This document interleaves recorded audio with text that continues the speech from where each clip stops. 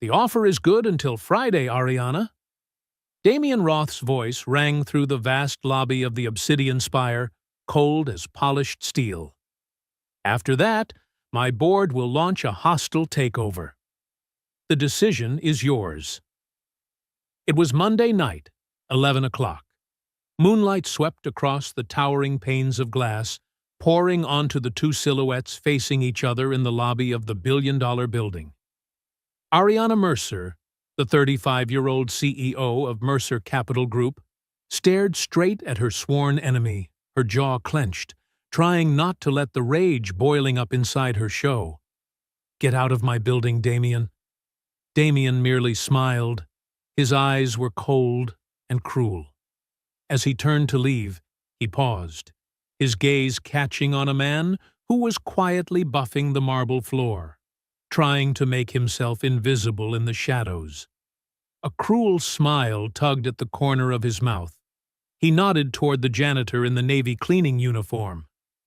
"Still struggling?" Damien said, his tone sneering. "Maybe your janitor here has some brilliant tips." He must understand the company from the foundation.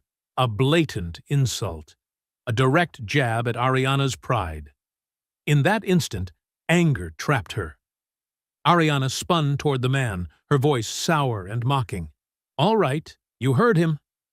Give me your genius financial advice. What's your master plan to save Mercer Capital Group?" Jasper Reyes stopped. The whir of the floor polisher cut off. Silence, heavy as stone, fell over the three of them. He slowly raised his head, glanced at Damien first, then looked straight into Ariana's eyes. His face showed nothing. Then he spoke. Calm, clear. "Cancel the Hermes deal." Ariana froze. Jasper continued, his voice even, like a surgeon reading the diagnosis of a malignant tumor. "Your offshore company is not properly protected. It exposes a vulnerability in the leveraged buyout clause buried in the contract. When you sign on Friday, you are not buying a company. You are handing over 51% control of your company, for pennies." Silence swallowed the lobby like a vacuum, drawing the air out of the room. Damien's smile vanished. In its place came astonishment, then a flash of pure anger. Ariana did not move. She seemed to stop breathing. The janitor's words, uttered with an authoritative calm, struck her like a punch to the gut. "What the hell are you talking about?" Damien snarled, his voice rough as sandpaper. "Have you been inhaling too many cleaning chemicals?" He turned to Ariana. "Ariana, this man is clearly insane. You should fire him, or better yet, have him arrested for harassment." But Ariana did not look at him. Her sharp, analytical eyes were fixed on Jasper. She saw no madness in his gaze, only fatigue and an unshakable certainty. Hermes was top secret, a defensive maneuver to block Roth dynamics. The vulnerability he had just described, the specific, terrifying clause buried under hundreds of pages of legal language, was the ghost that had haunted her closed-door meetings with the legal team. The thing she had been reassured was under control. "Security," Ariana said, her voice low and authoritative, tearing through the taut atmosphere. Two guards by the entrance immediately stepped forward. Damien smiled triumphantly, thinking they would restrain Jasper. "Escort Mr. Damien Roth out of the area," Ariana went on, her voice ice-cold. "Your presence is no longer required." Damien's jaw dropped. "Ariana, you're going to listen to this." "Nobody?" "I am," she replied, eyes never leaving Jasper. "Now go." The two guards flanked Damien. He shot Jasper a look filled with hatred, promising revenge. Then, with a disdainful exhale, he allowed himself to be led away. The sliding glass doors closed behind him. The lobby fell silent again, but the atmosphere had changed. Jasper stood there. His hands, gripping the polisher's handle, were suddenly damp with sweat. He had just broken the most important rule of his new life. Be invisible. Be silent. He had been seen, he had spoken, and by doing so, he might have just destroyed everything. "You," Ariana said, pointing at him with a finger. "Follow me." Right now, she turned on her heel and strode toward the private elevator without bothering to look back. Jasper's heart pounded. This was it. The end. He would be fired. And with no job, there would be no money for Sophia's medicine. The thought sent a pure rush of fear down his spine. He abandoned the machine, walked on numb legs, and followed the most powerful woman in the city, straight into the lion's den. The ride up to the penthouse on the 80th floor was an ominous silence. Jasper stood pressed into a corner of the glass elevator, watching the city lights spread below like a constellation falling. A world he had once belonged to. A world he had once understood. Now he felt like a stranger returned to the planet that had exiled him. The elevator doors opened directly into her office. The space was vast and minimalist, a huge black stone desk, floor-to-ceiling windows giving the sense of a presiding gaze down over the city. No family photos, no decorations, only power distilled into glass, steel, and silence. Ariana walked to the desk but did not sit. She turned, arms crossed, her face a mask of controlled tension. "Who are you?" It was not a question. It was an accusation. "Jasper Reyes," he answered, almost a whisper. "Night shift, cleaning department." "Don't play games with me," she snapped.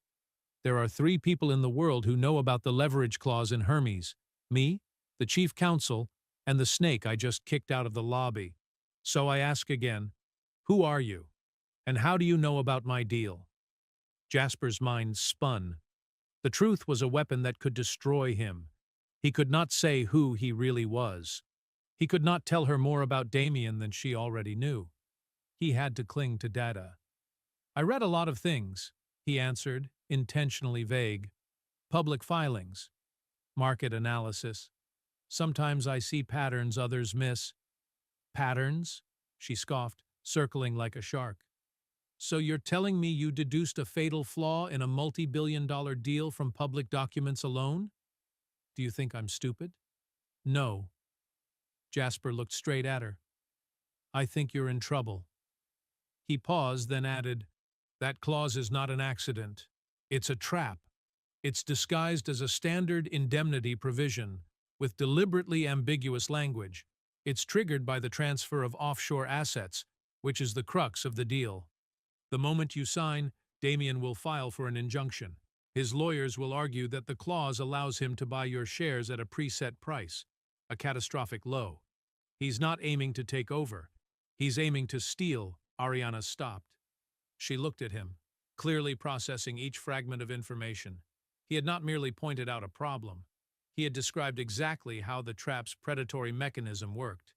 The scenario her legal team had dismissed as paranoia. She stepped to the desk, leaned lightly, her face unreadable. A long, painful minute passed. She said nothing. Jasper could hear his own heart hammering in his chest. Finally, she spoke, her voice cool, dangerous. "I am in a war, Mr. Reyes. And I am losing. My company is being systematically attacked, and there is a traitor on the board feeding Damien information. Hermes was supposed to be the last line of defense. Now you tell me it is the guillotine." She pushed away from the desk and closed the distance until she was only a few paces from him. Her eyes were like slabs of granite. "I don't care if you're a spy, a ghost, or a prodigy. I don't care. Right now, you are the only person who has given me a piece of the truth. So here's the deal." She held up 2 fingers. 48 hours. That is all the time you get. I want incontrovertible proof that Damien Roth set a trap. I want to know who my traitor is. And I want to know how to flip this, to destroy him with his own device. Jasper stared at her, speechless. "You want me to investigate my company?" he asked. "I want you to save it," she corrected. "You will have my personal authority, full access to data, personnel, resources. No one will be allowed to question you." She leaned in, her voice dropping to a deadly whisper. "If you succeed, You write your own paycheck. Name your price. But if you fail, if you waste my time, or this is an elaborate con, I will personally see to it that the rest of your life is spent in a federal prison. Understand? Jasper thought of Sophia, her pale face, her quiet strength, the medicine bottle on the kitchen counter, getting emptier by the day. Insane. A suicide mission, but also the only lifeline he had in 6 long years. He inhaled. The ghost of the old man inside him stirred from the ashes. "Yes, Ms. Mercer," he said, his voice reclaiming a strength he thought long lost. "I understand.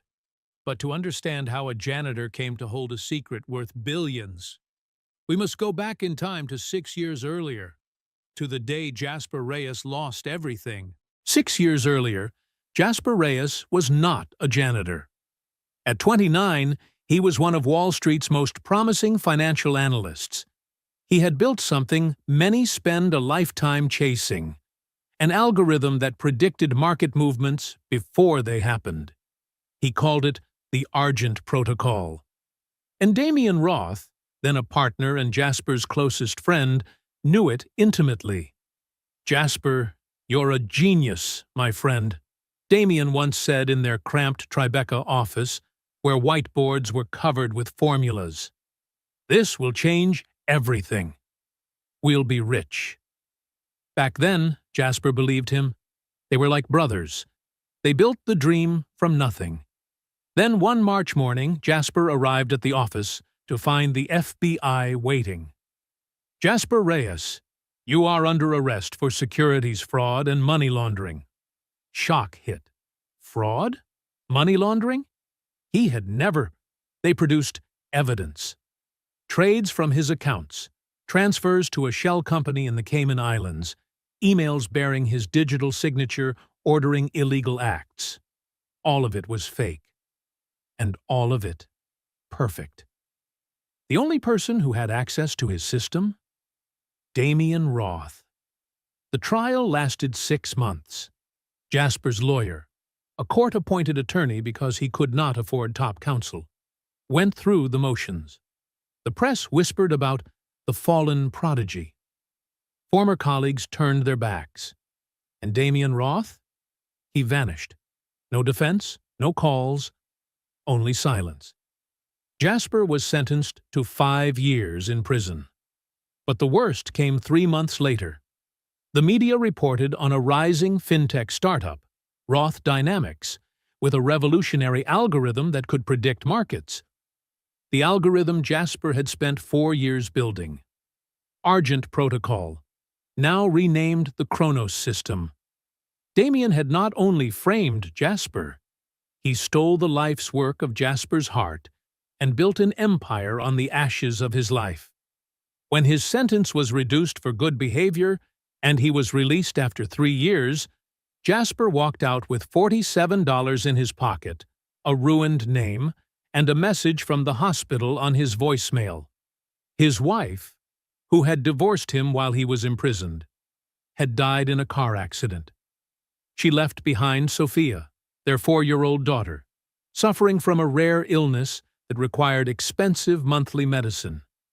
Jasper had no credentials of value, no money, no future, but he had Sophia. And for his daughter, he would do anything. He changed his name to Javier Ruiz on employment papers. He severed every tie to the past. He sought night shift jobs, places that did not scrutinize background checks, cleaning, security, dishwashing. 6 months earlier, he landed the night shift at the Obsidian Spire, the building that housed Mercer Capital Group, the same place Damian Roth often visited to meet partners. Jasper had no plan for revenge. He only wanted to survive each day, buy Sophia's medicine, and avoid the past. Until that Monday night. In the lobby's darkness, he heard Damian's voice, heard the threats aimed at Ariana Mercer, heard the smugness in every word. And when Damian insulted him, something in Jasper rose up. He realized Damian was repeating exactly what he had done to Jasper. A perfect trap. A theft disguised as a legitimate deal. And this time, there was someone who could stop it. A ghost. A man dead on paper. Someone Damien would never suspect had the courage to speak up. So when Ariana Mercer, in a flash of anger, demanded his counsel, Jasper offered the only thing he had: the truth. Now, standing in the 80th floor office with the 48-hour ultimatum hanging over him, Jasper understood. He was not only fighting for Ariana Mercer, he was fighting for Sophia. Fighting to reclaim his name, and perhaps to drag Damien Roth down to the hell he deserved. The clock began to tick. 48 hours to find the traitor. 48 hours to save an empire. 48 hours to rewrite the ending of the story Damien thought he had closed 6 years ago. And the hunt begins. The air in Ariana Mercer's office was stretched tight as a violin string. The decision had been made, and hesitation time was over. "Nina," she pressed the intercom button, her voice sharp as a blade. "Cancel my entire schedule for the next 48 hours. All meetings, all calls, everything. Then I need you to issue a new security badge, Alpha Prime Access, for Mr. Jasper Reyes. He will have unlimited access to the full network, databases, and areas of Mercer Capital Group, effective immediately. He will operate directly under my authority. No questions, no delays. Understand?" A calm, professional voice replied over the speaker. "Understood, Ms. Mercer. Anything else?" "Yes. Prepare the auxiliary strategy room on this floor. Bring up a new secure mainframe laptop." "Right away." "Yes, ma'am." Ariana cut the intercom. She looked at Jasper. Her gaze no longer that of a desperate CEO, but of a general who had just launched a counterattack. The transformation had begun. The man in front of her was no longer a janitor. He was the ghost inside her machine.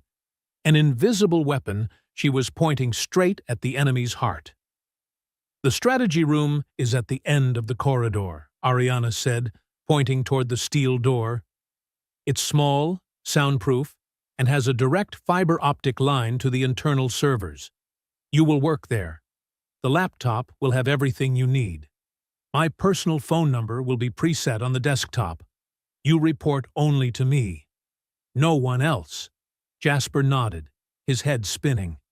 From floor mop to Alpha Prime Access. From the darkness of the basement to the brain center of an empire.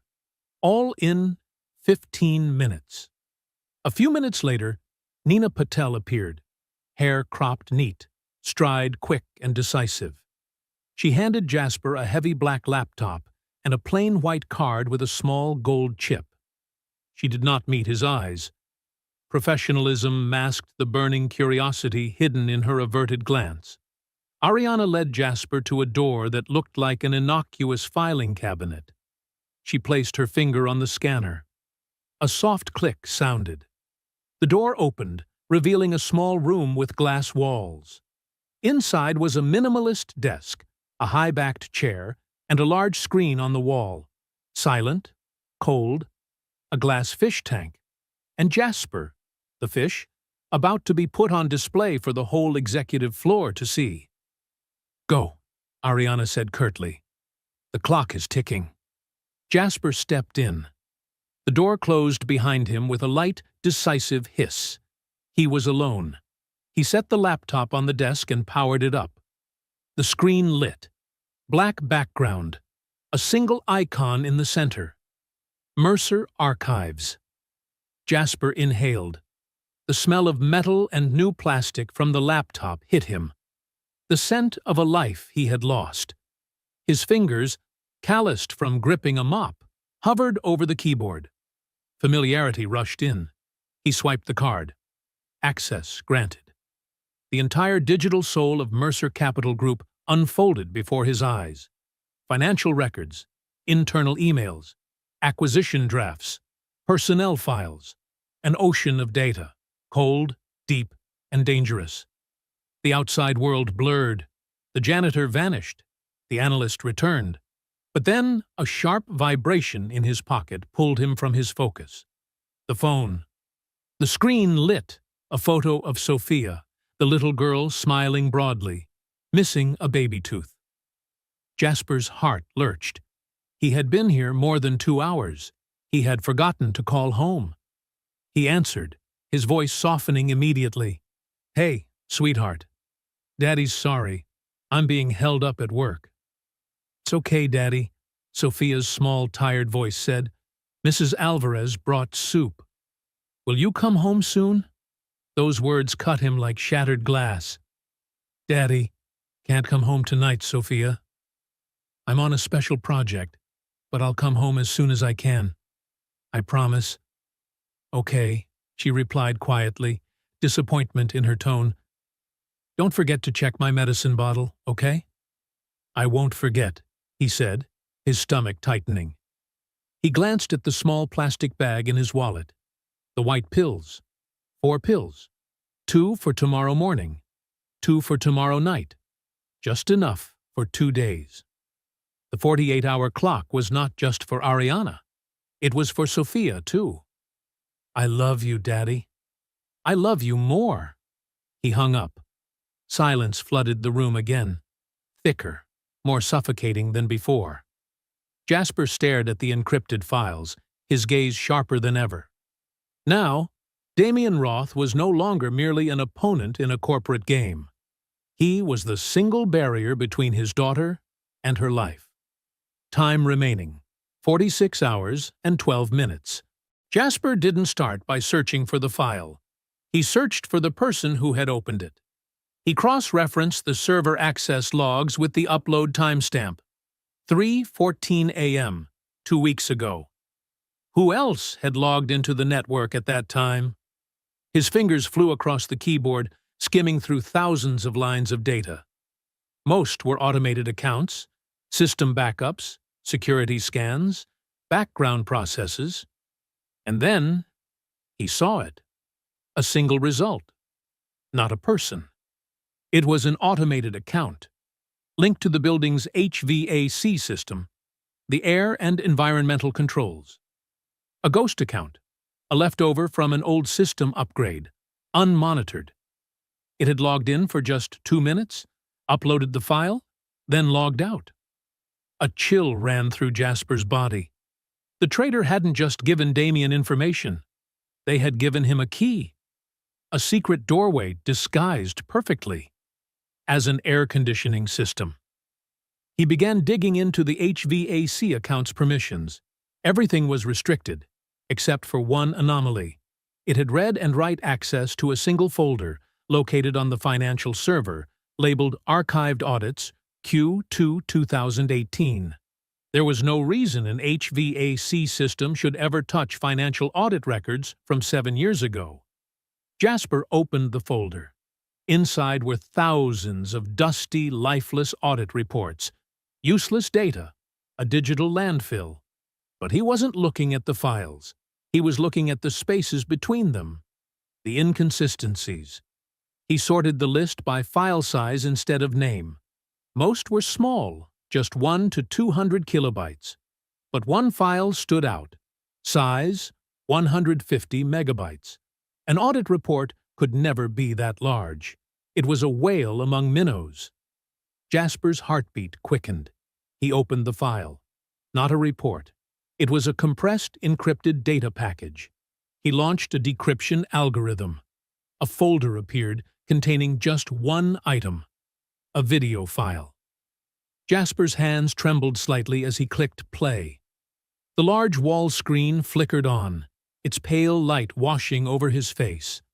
The footage was grainy, covert, showing a man seated in an office, his back to the camera, speaking to someone on speakerphone.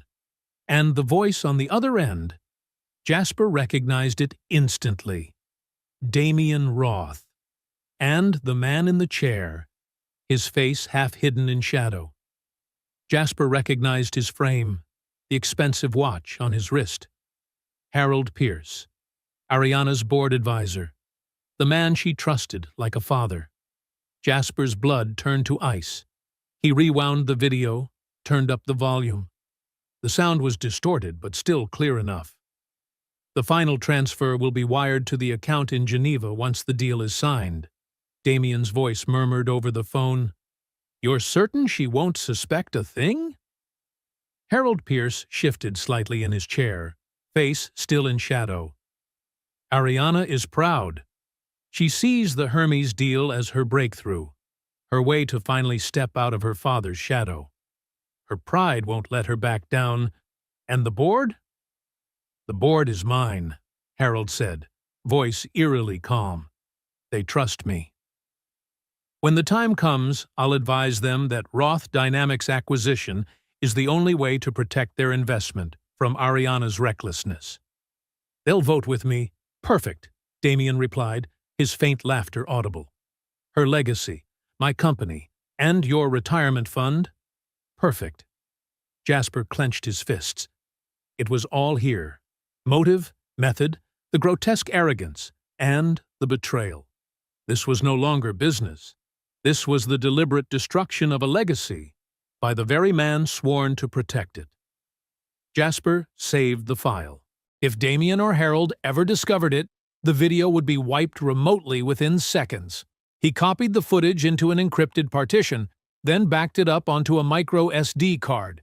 He slid the tiny card into the hidden pocket of his wallet, right beside the plastic bag containing Sophia's last 4 pills. The evidence was clear. But now came the harder question. How could he make Ariana believe? He imagined himself standing before her. The man you trust like a father is plotting to destroy you. She might break, or strike back, accusing him of fabrication. Such a betrayal went beyond reason. It pierced to the core of emotion. And if he presented it the wrong way, everything would explode. He needed more. Enough evidence to force Ariana's logic to accept before her heart could deny. Jasper turned back to the screen and typed 3 keywords. Geneva. Account. Harold Pierce. This time it was no blind hunt. It was a surgical operation. He dove into encrypted international transaction logs from the past 6 months. Outside the glass walls, the sky began to change color, from pitch black to bruised violet, then fading into pale silver. The city was waking, but Jasper had not slept. Fueled by cold coffee from the machine Nina had placed outside and the fire of anger burning in his gut, he kept typing. The clacking of keys sounded like the rhythm of war drums. The clock ticked to 6:47 a.m. Time remaining, 40 hours, 13 minutes. And Jasper Reyes, the ghost buried 6 years ago, was rising from the ashes. This time, not as the victim, but as the predator. The hunt continues. Jasper found the trail, and it was beautiful in the terrifying cleverness of it. A string of small payments was authorized from Mercer Capital Group's international division to dozens of shell companies labeled consulting services. From there, the money was pooled, rerouted, laundered through a maze of accounts, until it all trickled into a single heavily encrypted account in Geneva. The account was registered to a shell entity, Aquila Holdings. Jasper looked up Aquila Holdings, a dead end, absolute anonymity. But he didn't need to see the real name on the account. He had the video. Now he also had the complete map of the financial architecture behind the betrayal. Just as he recorded the final link in the money trail, a movement in the corridor drew his eyes to the glass. Harold Pierce walked past the fish tank office, coffee in hand, offering a courteous smile to a passing director. He paused, glanced into the glass room.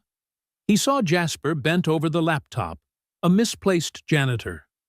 Their eyes met through the glass. Harold's smile did not change. He gave a slight, barely detectable nod of scorn, the kind of nod a king gives a stable boy.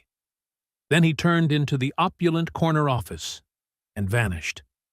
He had no idea. He was looking at the executioner of his own fate and didn't know it. That everyday arrogance, the absolute certainty of being untouchable, only hardened Jasper's resolve. He could not risk Harold or Damien growing suspicious. He glanced at the screen. 7:15 in the morning. 48 hours had passed by 1/3. Over the next hour, Jasper packed all his findings into one secure file. He began with a diagram of the money flow from Mercer Capital Group to Aquila Holdings, attached transaction logs, server data, all the irrefutable evidence. He looked at the completed dossier, a digital bomb, ready to be detonated. Jasper picked up the desk phone, the direct line to the CEO's office. He knew this call would shatter Ariana's world, and would be the beginning of his salvation, or possibly the sentence that buried his fate. He inhaled and dialed. She picked up on the first ring, her voice clear, sharp as a blade, as if she had not slept either. "What is it?" Jasper's voice was low, steady, hiding the storm inside his chest. "I have everything. The traitor, the mechanism, the proof." He paused, choosing his words. "But you need to see it in person. And prepare yourself." Silence hung heavy on the line for a beat. Then Ariana answered, her tone flat of emotion. "My office. 5 minutes." The line went dead. He pulled the MSD card from his wallet and stuck it into the inner seam of his belt. A paranoid reflex from a life he thought he'd left behind. Never enter a meeting unprepared. He left the glass room and walked the short distance to the CEO's office. Curious morning executive eyes followed his steps. He was no longer merely an anomaly. He was the man about to meet the Queen, and everyone knew a verdict was about to be read.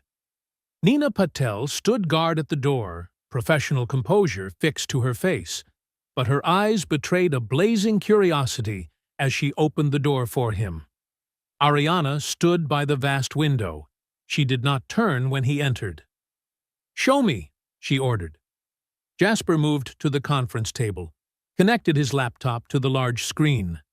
He did not start with the video. He started with the data. "The vulnerability in Hermes is deliberate," Jasper said, his voice calm, measured. He projected the diagram he had just created. "This is a two-pronged attack. The first prong is financial." He walked her through the maze of transactions, precise, clinical language. Money flowing out of the firm, laundering through shell companies, ending in Geneva. He pointed out exploited accounting gaps, the digital backdoors that had been abused. Ariana watched, her face unreadable, her body rigid.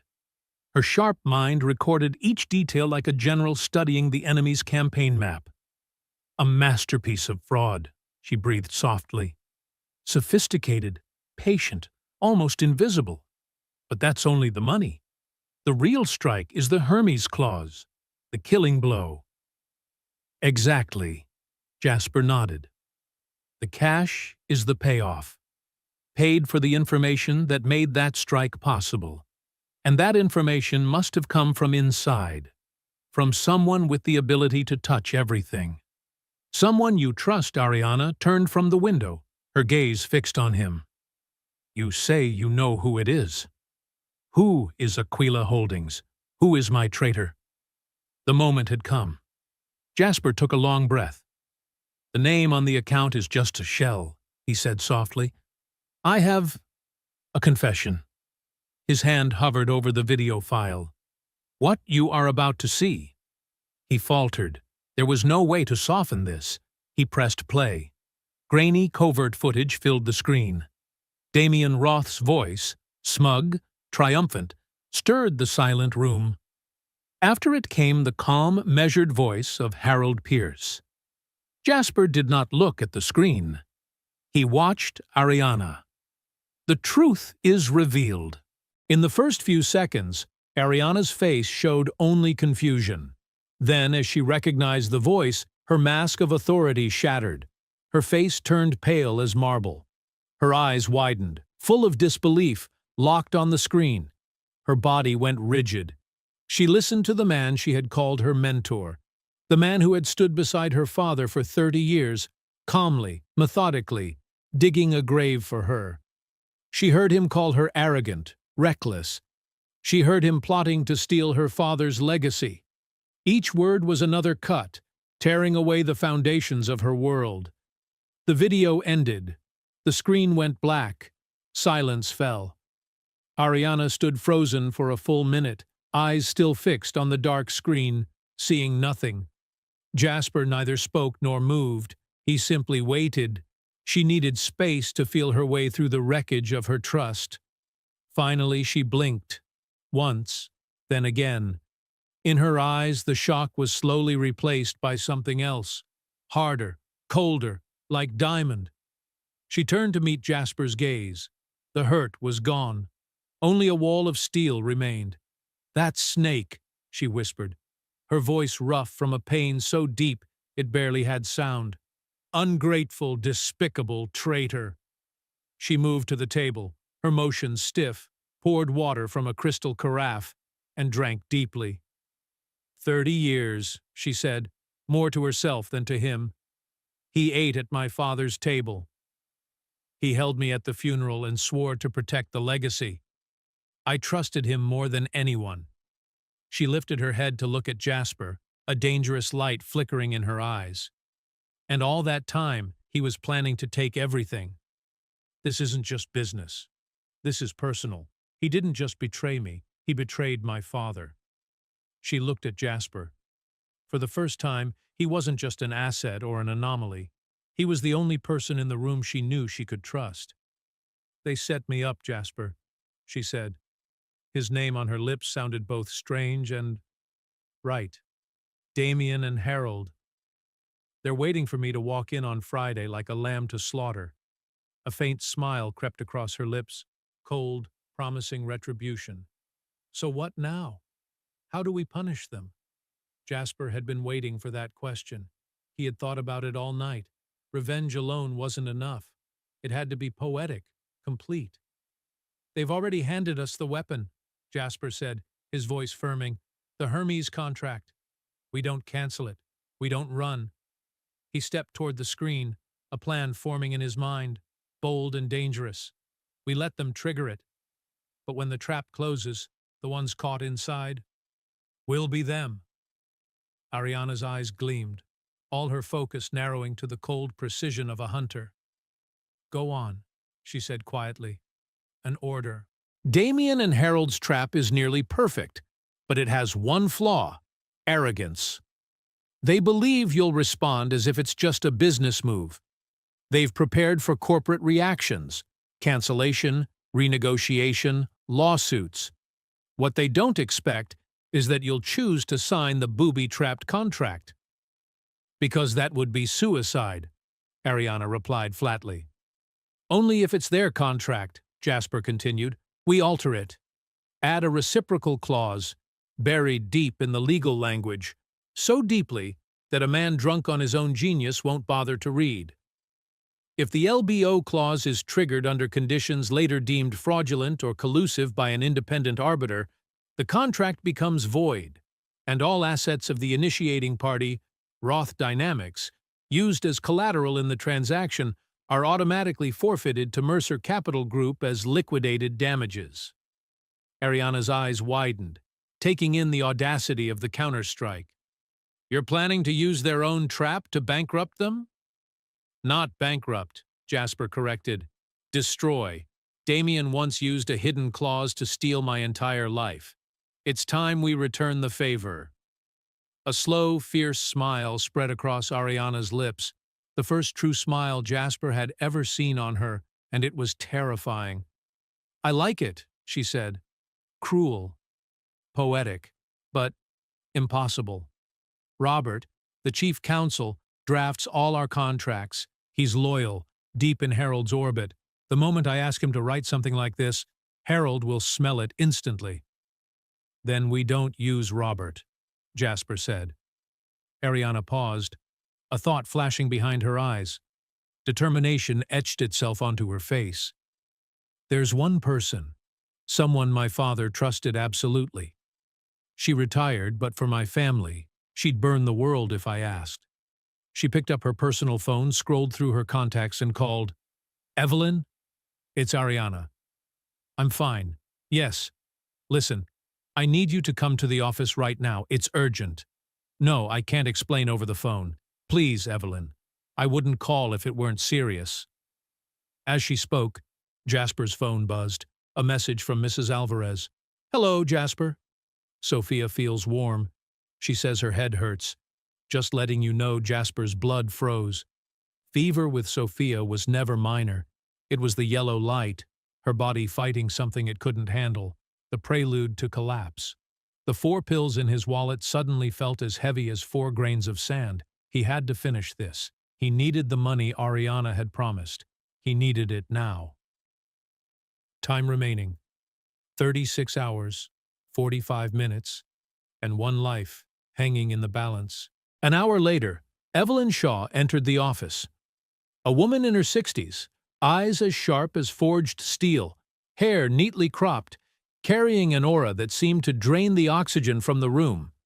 She hugged Ariana briefly but warmly, then turned her piercing gaze toward the unfamiliar man standing near the desk. Ariana, this is Jasper Reyes, Ariana introduced. He's going to help us save Mercer Capital.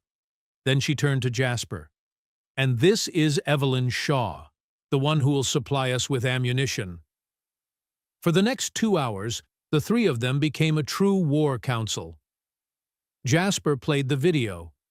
Evelyn watched in silence, her eyes unblinking. When it ended, she merely shook her head, her voice dropping low, laced with anger and disappointment. Harold, after all these years. But the anger quickly faded, replaced by the cold focus of a veteran attorney. Jasper laid out the details of the financial trap, and within minutes, Evelyn had begun assembling a counterattack in legal form.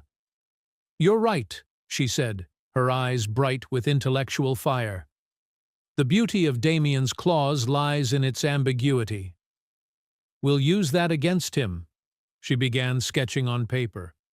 "We'll draft a reciprocal indemnity clause and bury it deep within the boilerplate section on independent arbitration and regulatory compliance. It'll look dull, purely procedural." She paused, her lips curving into a razor-edged smile. "Harold will sign without hesitation. He's a financier, not a contracts lawyer. He won't see the fangs until they're already at his throat." From that moment, the room turned into a trench of battle. 3 minds, finance, law, and strategy, operated as one machine. Evelyn wrote the lethal language. Jasper checked for structural precision, ensuring the financial architecture mirrored Damien's original trap perfectly. And Ariana, sharp as a scalpel, trimmed every redundant word, turning each line of text into a weapon of legal destruction.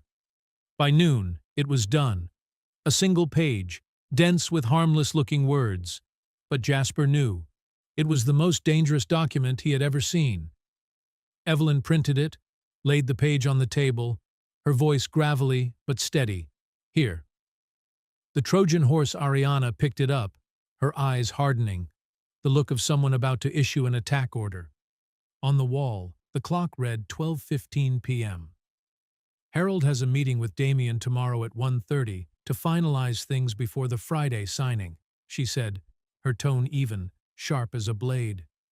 "We have less than 24 hours to make sure Harold brings this paper to that meeting himself, and believes it was his idea."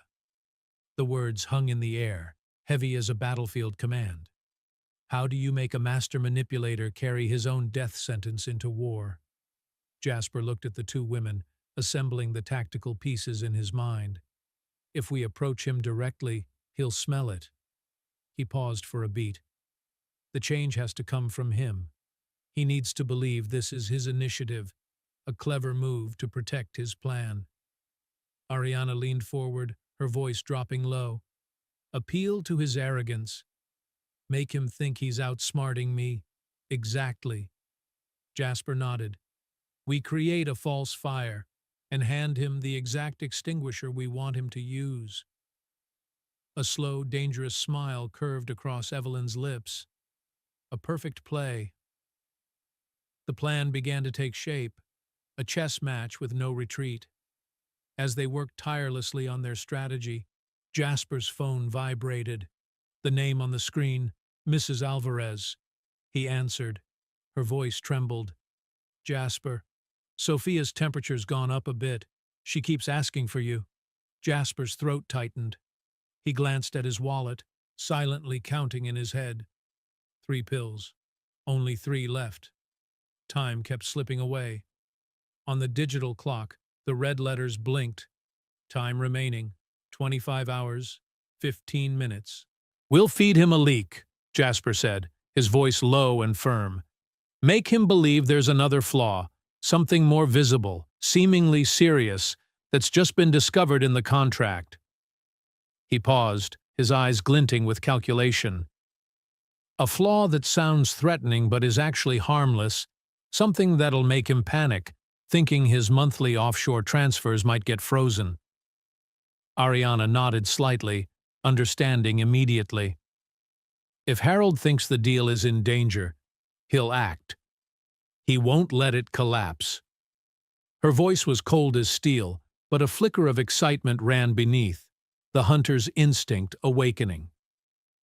Jasper spent the next few hours crafting the fake memo, a masterpiece of disguise. The language was dense, tangled with layers of legal jargon, intimidating, convoluted, but entirely hollow. It described in detail a potential conflict with a vague European Union banking regulation, allegedly capable of tying up the entire Hermes deal in endless administrative red tape, freezing monthly offshore transfers for months, maybe indefinitely.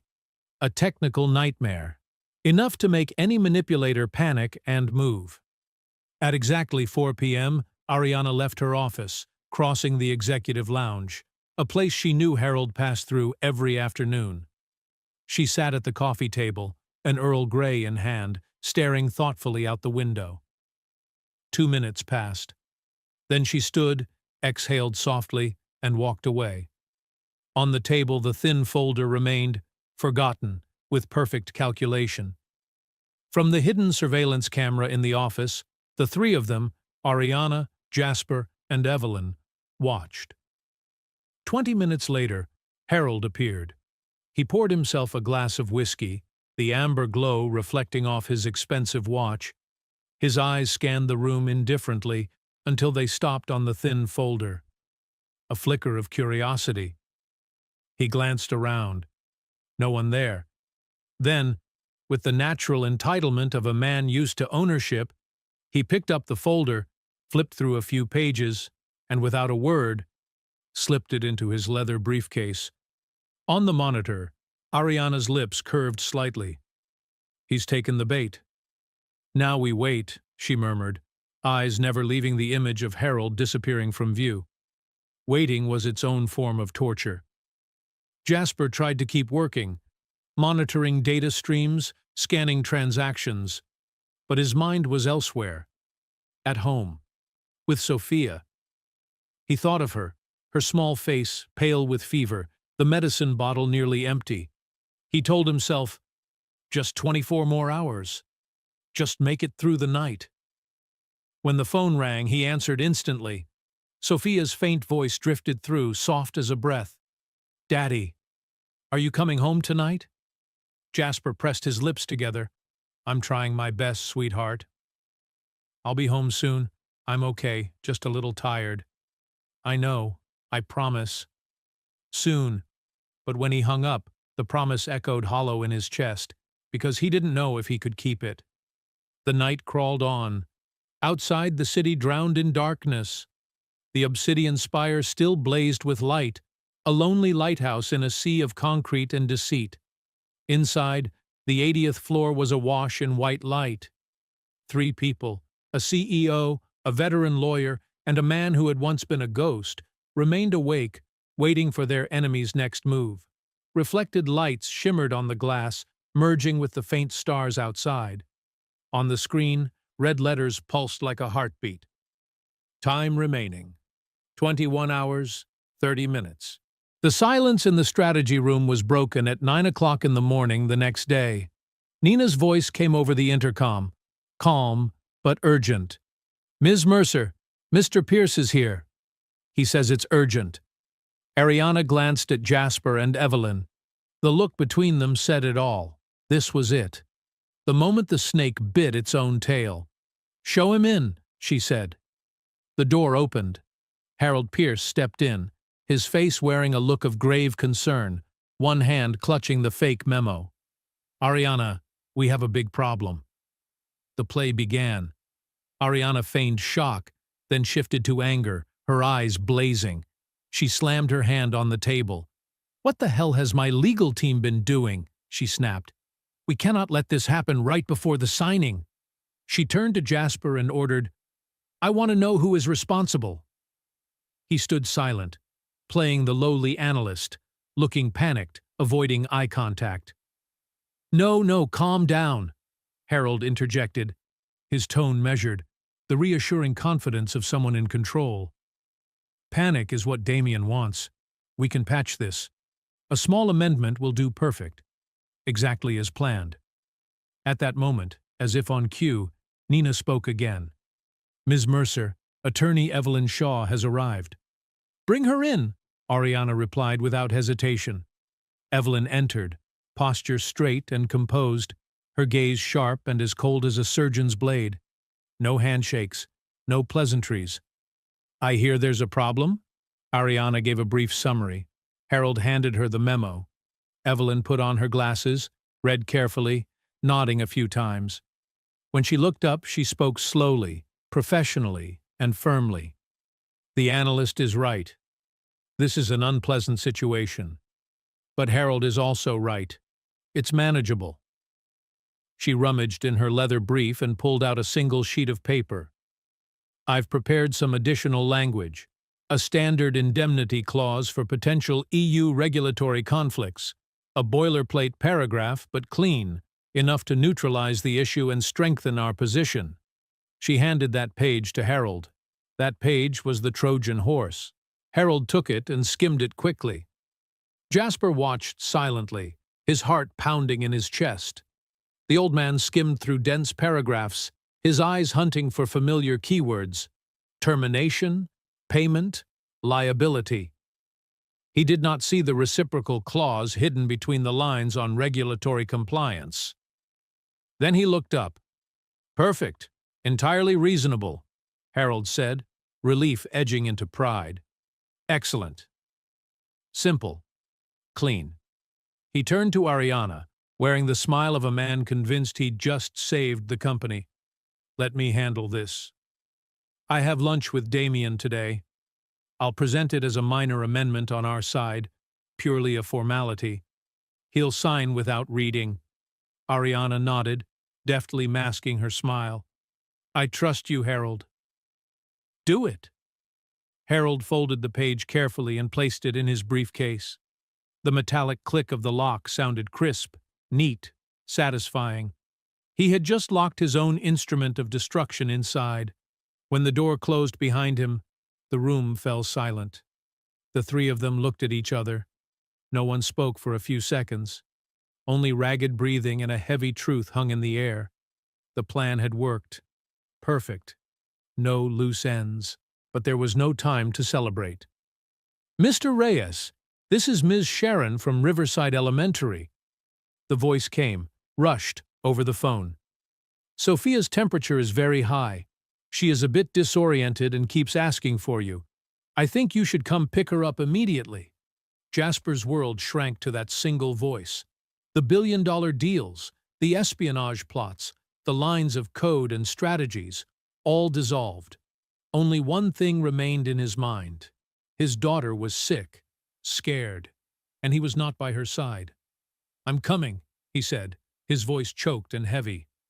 Ariana saw the naked pain on Jasper's face, his eyes rimmed red, his jaw clenched. "Go, Jasper. We will handle the rest," she said. He shook his head reflexively. "I can't." No," Ariana cut in, her voice sharp and decisive like a command. "Call Dr. Sato. I'm calling him now." She picked up her phone, dialed quickly, her voice clear, cold, but authoritative. "Dr. Sato, this is Ariana Mercer. I have an emergency. I need your best pediatric team. The whole team. Mobile diagnostic equipment, everything. I'll send the address, 20 minutes. No, not for me. For the daughter of the most important person in my company, Jasper stood frozen, tears welling in his eyes. He was speechless. Ariana laid a light hand on his shoulder. We're partners, Jasper, she said softly. We take care of each other. Let me fight for your daughter, so you can fight for all of us. He nodded, lips trembling as if to say thank you. Before he could speak, the door burst open. Nina rushed in, pale-faced. Ms. Mercer, there's a problem. The monitoring system has detected an unusual access attempt into the financial server. Someone is trying to tamper with the transaction logs. The air in the room snapped into urgent focus. Jasper spun, lunged for the laptop, fingers flying across the keyboard. He frowned. No, this isn't an attack, he said quickly, voice dropping. This is a query. Someone is triggering an automated protocol. A cold premonition ran down his spine. Then, he saw it. The familiar digital signature. The name appeared on the screen like a ghost from hell. Argent Protocol. Jasper froze. Impossible. His hand trembled as it brushed the screen, as if he could not believe his eyes. They're using it, he whispered. They have weaponized the Argent Protocol. Ariana stepped closer, her voice lowered.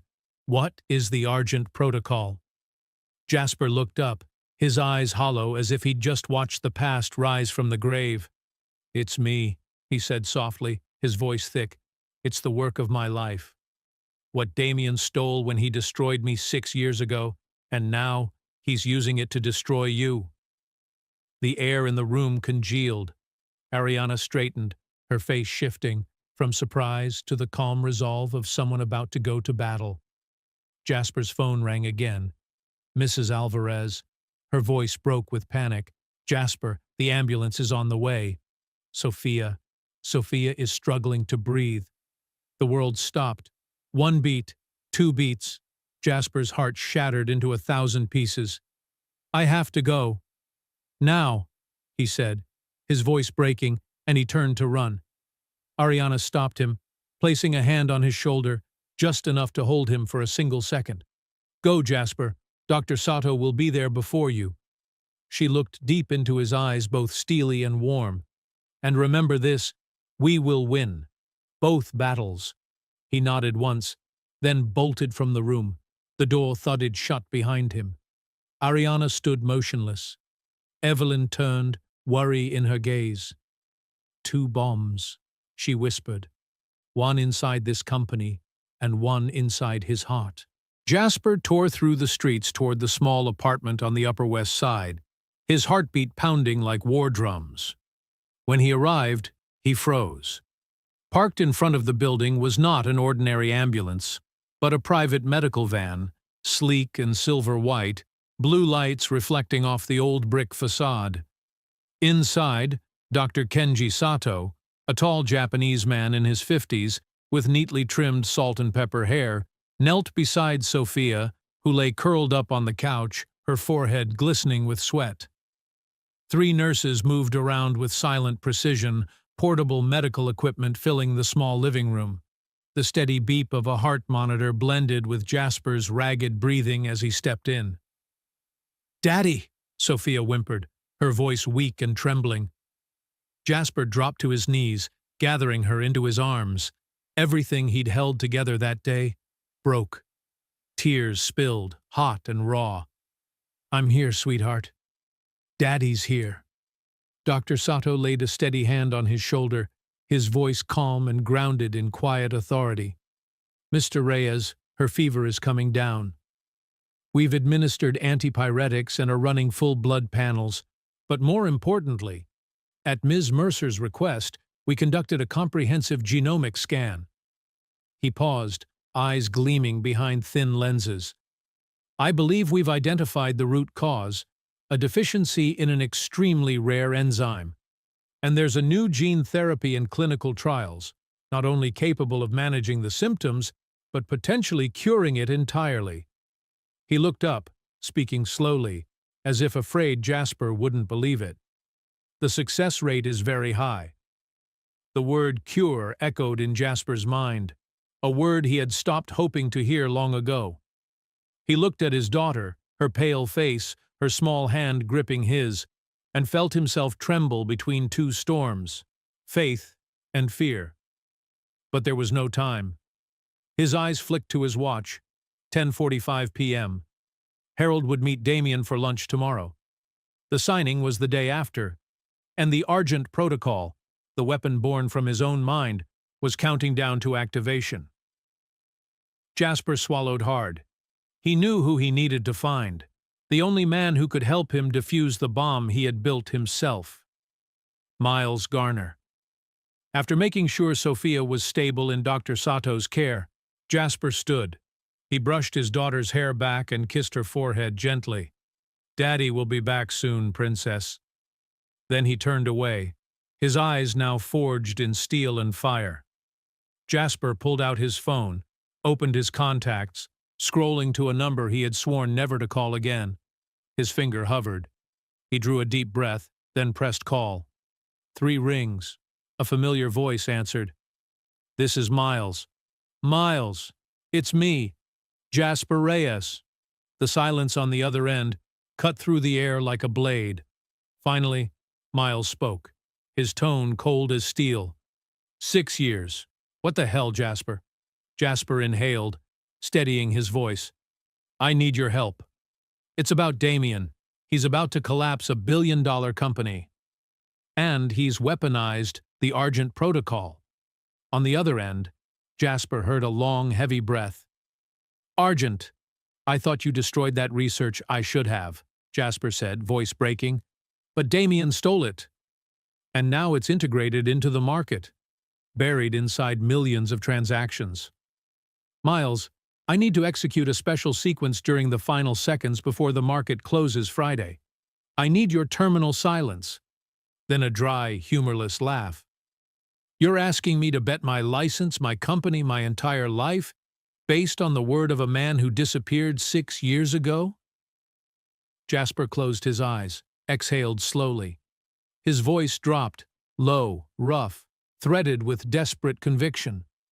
"I'm asking you to believe in the man you used to know, not the lie they built after." A long pause, so long he could almost hear the ticking of a clock in the distance. Then Miles spoke, short and low. "Mulberry Street Cafe. 1 o'clock. Come alone." Jasper stared at the phone in his hand. Outside the window, New York glowed under cold, golden light. He knew this wasn't just a meeting, it was a return to hell.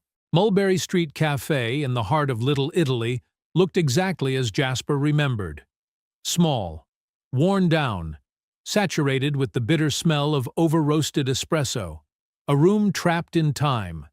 And tonight, time itself was waiting for him. Miles Garner was already there. He looked older, more tired, but still carried that restless sharpness, the energy of a man who always thought 3 steps ahead of the world. When Jasper approached, Miles didn't stand. He just looked up, his voice hoarse, slow, waited. 6 years, Jasper. You disappeared." A pause, then lower, tinged with hurt and suspicion. I thought you were guilty." Jasper slid into the seat opposite him, not trying to defend himself. He told him everything, every detail. From Damien's betrayal, the forged contracts, the false accusations, the 3 years in prison, to the 6 years spent living like a ghost. He told him about Ariana, about Harold Pierce, about the video that exposed the conspiracy, and finally, about the Argent Protocol, the system they had once built together, now weaponized, ready to destroy not just Mercer Capital Group, but potentially the market itself. Miles listened in silence. A shudder crossed his face. "He weaponized it," Miles muttered, shaking his head. "That bastard. I always knew something was off about the way he pushed you out, but I never imagined." He stopped, locking eyes with Jasper. "What do you need me to do?" Jasper leaned forward, his voice low, firm. A kill switch. I built one into the algorithm. A chain of illogical, meaningless trades. But if executed perfectly, it forces the system into an emergency self-shutdown. The problem is, to trigger it, I need a terminal with direct access, ultra-low latency, wired straight to the central trading server.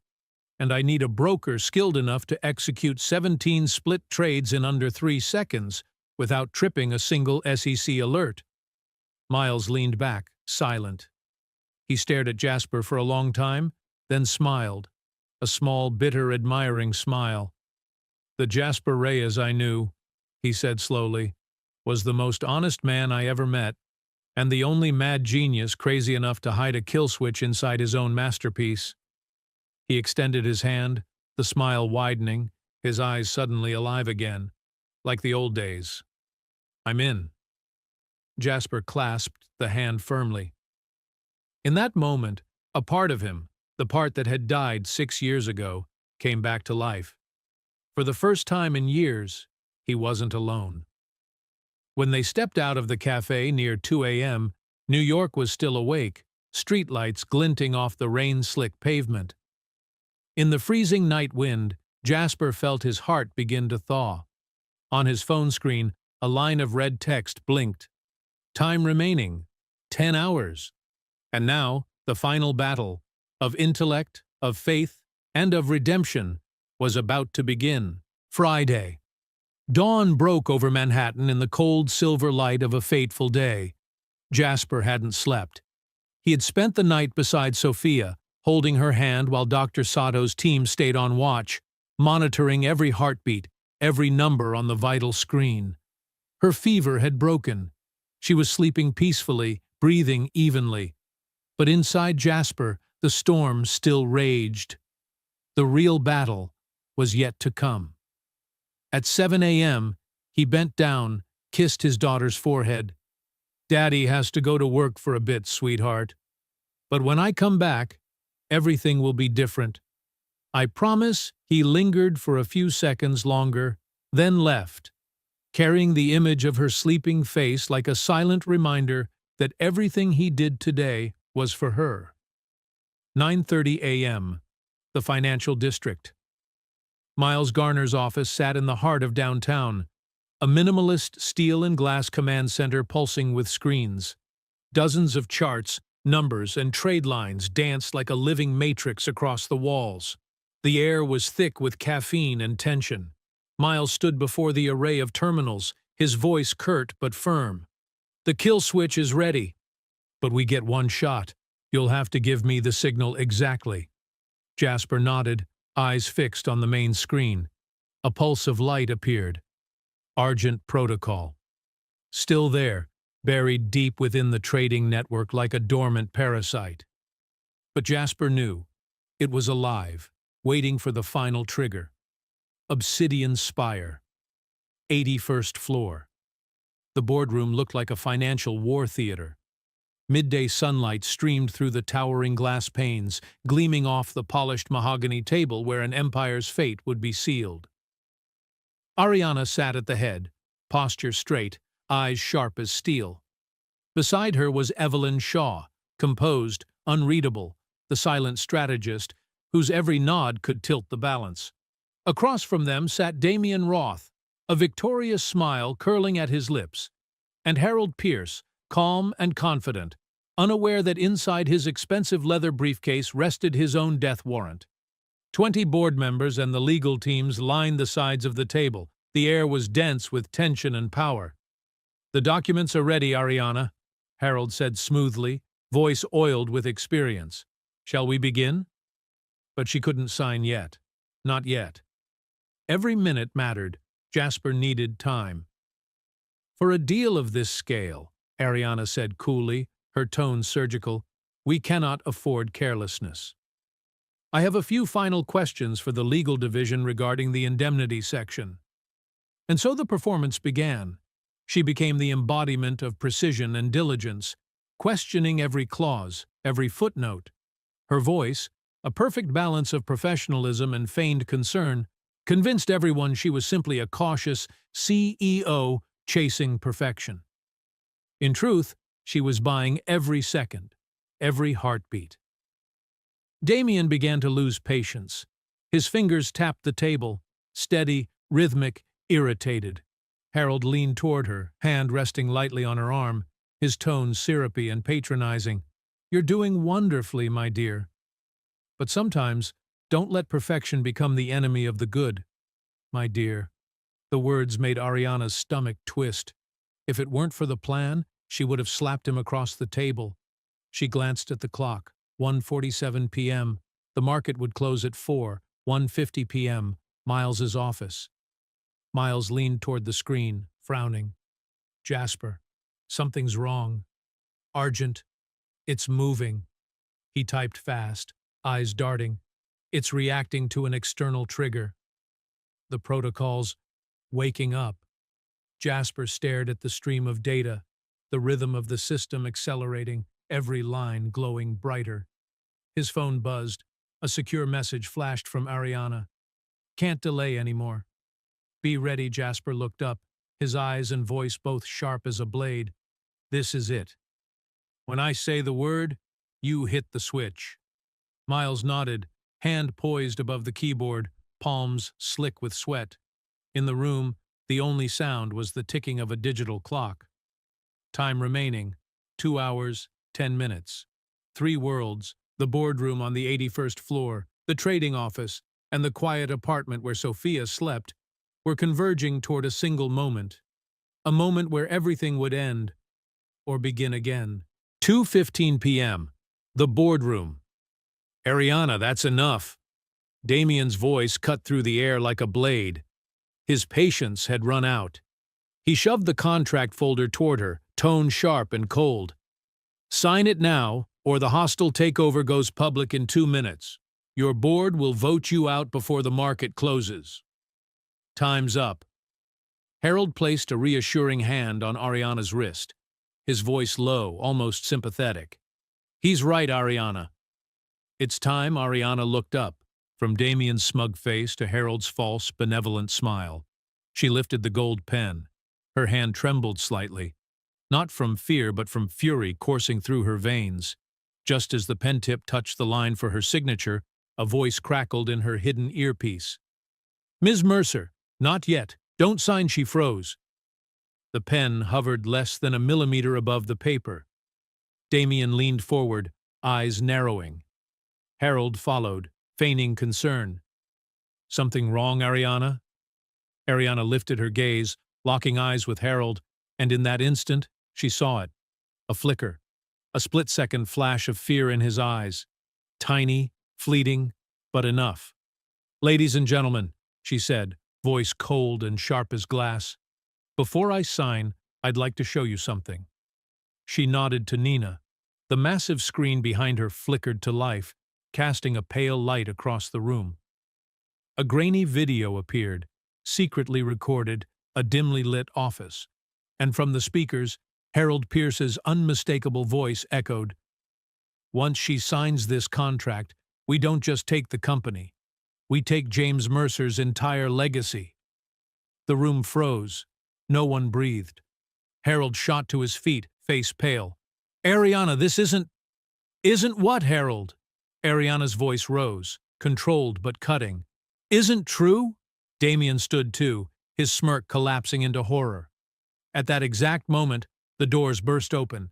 2 security officers entered, followed by the head of corporate security, eyes hard as steel. 2:25 p.m. Miles's office. "Jasper!" Miles shouted. "Argent's reacting." The devices in the boardroom are pinging. Mercer stock's going volatile. On the monitors, the Argent protocol's digital signature exploded into thousands of frenzied lines of code. Jasper whispered, face drained of color. "No. No. The video. The public exposure. That's the fail-safe trigger." Damien coded it, so if the plot is exposed, Argent self-activates to create chaos and cover its tracks. He slammed his palm on the desk. Argent isn't just reacting, it's attacking. 2:27 p.m. The boardroom. Every phone on the table buzzed violently. Board members bent down, faces blanching. Mercer stock is crashing. The market's collapsing. We're in a flash crash. Damien stared at his screen, the grin gone, replaced by pure panic. Then he looked up and met Ariana's gaze. A long, heavy moment. You knew, he whispered. Ariana smiled, cold, merciless. I knew everything. 2:28 p.m. Miles's office. Now, Miles! Hit it! Miles's fingers flew across the keyboard. The 17 illogical trades launched, a cascade of nonsense slicing into the digital storm of the market. Jasper's heart pounded as he watched. The kill switch, absurd, chaotic, impossible, was running. 1 second, 2, nothing. Then suddenly, the pulse of Argent Protocol faltered and went flat. A perfect, silent line. Jasper exhaled, gasping like a man pulled from deep water. It's down.